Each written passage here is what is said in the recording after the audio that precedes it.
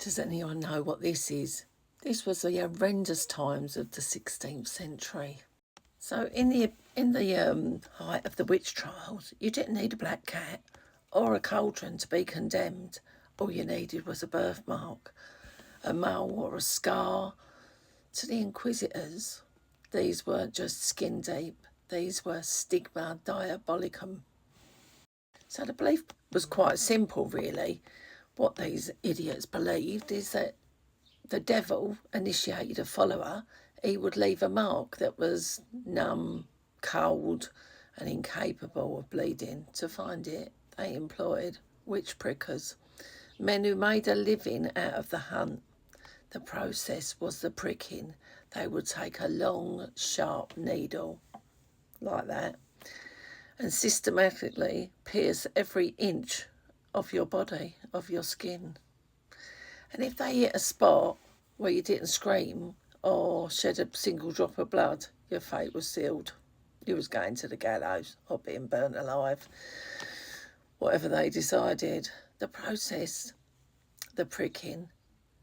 The terrifying reality of this was that there was many professionals used retractable needles that only appeared to sink into the skin. They would choose a nerve dead patch or simply fake the result to ensure a conviction.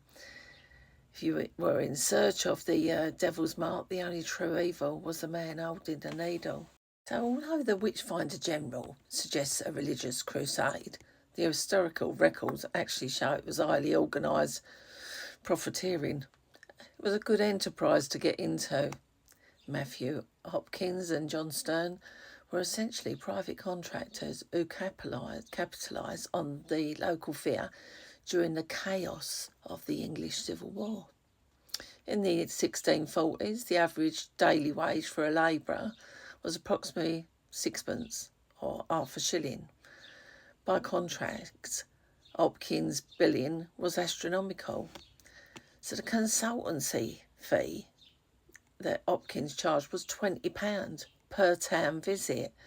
So the incentive model, in some cases, he was paid per witch found, creating a direct conflict of interest. So the discovery bonus, Stoke Market, profits show he was being paid £23 for a single visit, an amount equivalent to £4,500 to £500 a day now. Though in the 17th century purchasing power, it was as closer to a lifetime's earnings for a poor villager. But the £20 fee was only the tip of the iceberg.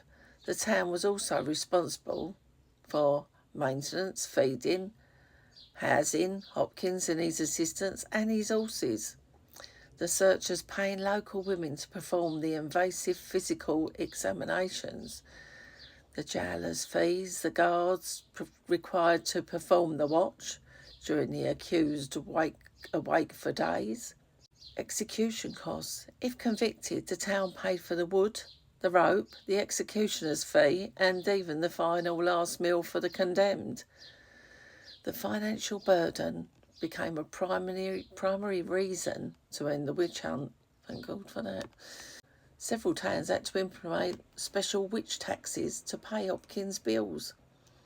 The public outcry in 1646, a minister named John Gall published a pamphlet titled Select Cases of Conscious Touchings. Witches and witchcraft signify attacking Hopkins' extortionate fees. Legally, as the cost to the public purse grew, judges began to question the vitality of the pricking tests. By 1647, the Norfolk Gentry challenged Hopkins in court, largely over his fees and his methods, leading to his retirement and early death shortly afterwards. Let's hope one of them witches bleeding cursed him.